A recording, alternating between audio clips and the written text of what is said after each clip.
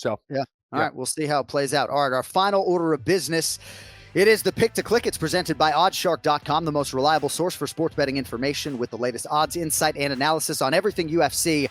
I would strongly encourage you to check out OddsShark.com/UFC to get all you need to know before placing your bets on the upcoming fights this weekend. They got the OddsShark Fight Center, outstanding resource for fans and media alike. All the matchup information presented in a nice, ingestible way. They give you all the odds from the various sports books, and they're experts, not only entertaining like Joel Osborne, but they've been invested in mixed martial arts, capping MMA for a long time. So check it out in advance of UFC 267, oddshark.com/UFC. Do not forget the second S. Time now for the Pick to Click. The Pick to Click. All I have to do is bet on the winner, and I'll never lose. The John Anik and Kenny Florian podcast. All right, now joining us from oddshark.com, sports betting analyst Joe Osborne. Joey, Week 7 of the NFL is kicking off in 29 minutes, and you're breaking off some time for your friends. So thank you for that. Guys, you guys call me 30 minutes before my wedding.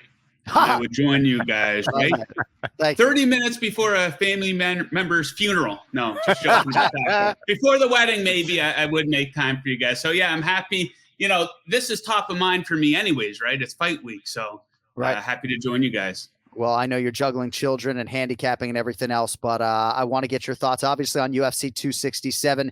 Glover Teixeira and Jan Blachowicz, UFC light heavyweight championship fight. Blachowicz has been the underdog in 9 of his last 10. He is not the underdog this weekend. How do you handicap the light heavyweight title fight coming up here in about 6 days?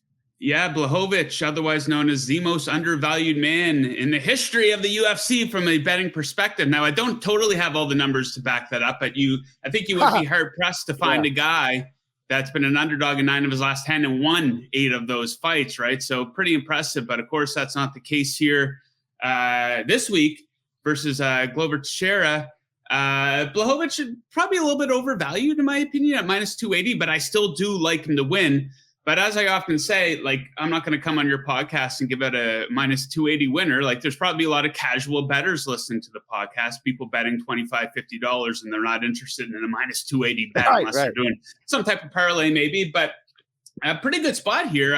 Some books have props up for the fight, and you can get Blachowicz to win by TKO/KO at plus 155. So a good plus money spot there. In my opinion, Teixeira gets hit a lot. He has a negative striking differential in his UFC career, and he's been outstruck in 7 of his last 10 fights.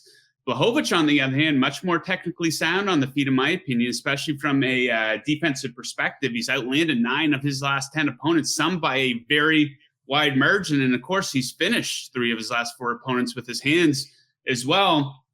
It only takes one with that Polish power, right, guys? As you guys know, as you've witnessed firsthand, John.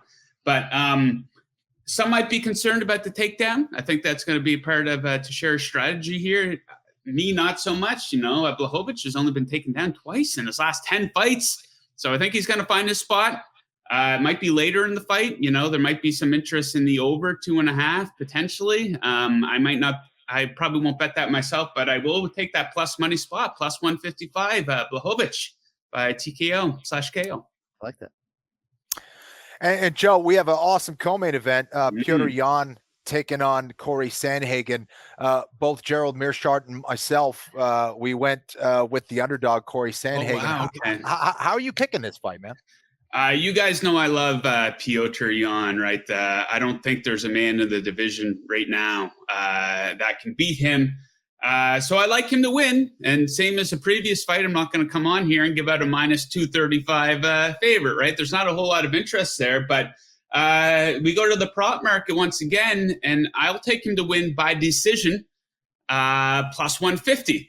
And that can be a bit scary. Each of these guys a very high volume striker. So taking a fight to go to decision 25-minute long, that can be a bit scary. But each of these guys has also proven that they can take a lot of punishment, right? Each guy is very durable. Neither has ever been finished by strikes in their MMA careers. But there's a few things that do lend themselves to a bit of a longer fight here. Yan is a bit of a slow starter. Maybe that is intentional, but you look at his last 2 fights versus Sterling and Aldo, and his volume didn't really increase a lot until the later rounds of the fight. So I do think that lends itself to a bit of a longer fight.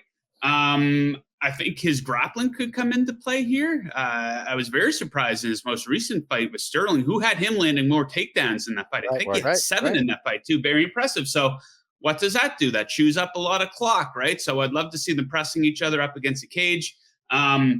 But yeah, ultimately, Jan does get the nod here. He does have the grappling advantage. I do think he is a better defensive striker as well.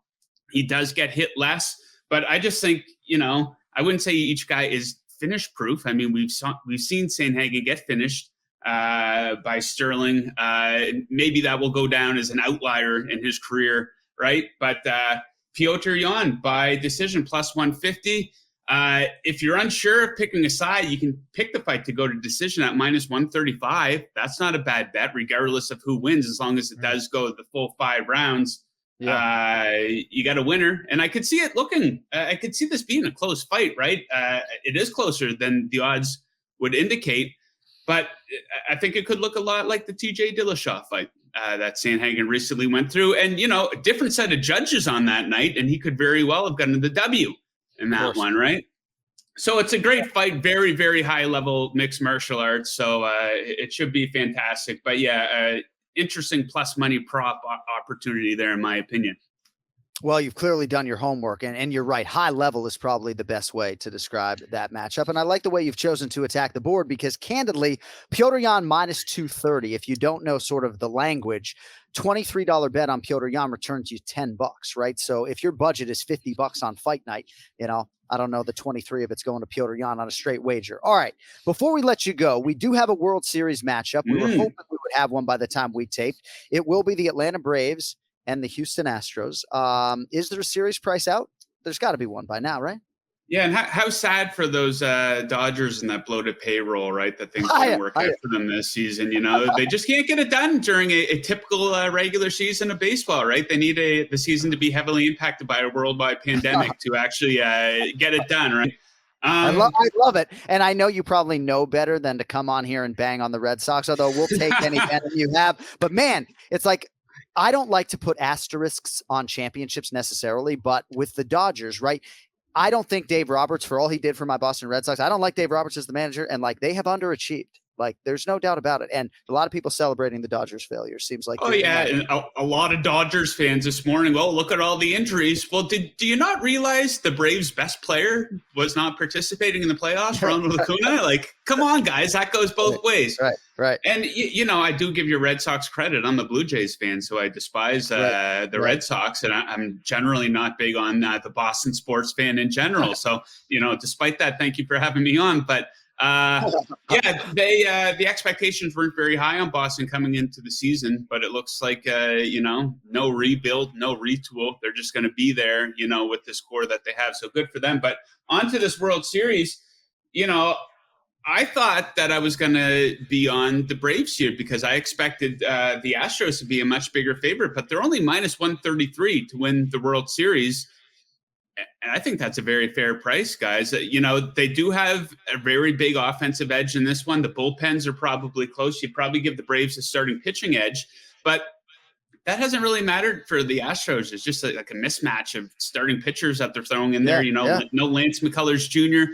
anymore. They're bringing Zach Greinke back from the dead there to get a couple innings. That didn't really go very well for him, but I think they ended up winning that game in Fenway either way. But they're just fearless, this team. We saw the Red Sox beat the shit out of them with all those grand slams. They had all the momentum in the world, but it didn't really scare the Astros. So I'll take them. I think that's a very fair number, minus 133. Oh, yeah. I thought they were going to be around minus 165, minus 170. In that case, I would have said, well, the Braves are worth a shot here, but maybe a bit of a red flag. The Braves do have that starting pitching edge. Max Fried and Charlie Morton, they both look pretty bad in their most recent starts in that series. Now, maybe that's just one bad start over the course of many throughout the season, but maybe, we're at the end of the season. Maybe they're getting tired. Maybe they're winding down a little bit. So maybe a tiny little bit of a red flag here, but ultimately the Astros offense is, pretty big gap between the two of them. So I'll take them at that number. I like that number, -133. I know Cody Merrow, our producer, is bullish on the Atlanta Braves, but I do like Houston at -133. All right, if you want more from Joe Osborne, OddsShark.com, at JTFOZ on Twitter, and of course on Instagram at Paper Chaser Joe. My man, enjoy your NFL Sunday. We appreciate your time, and enjoy the fights this weekend as well, brother. Awesome, guys. Thank you very much. Good luck to you, and good luck to all the listeners out there.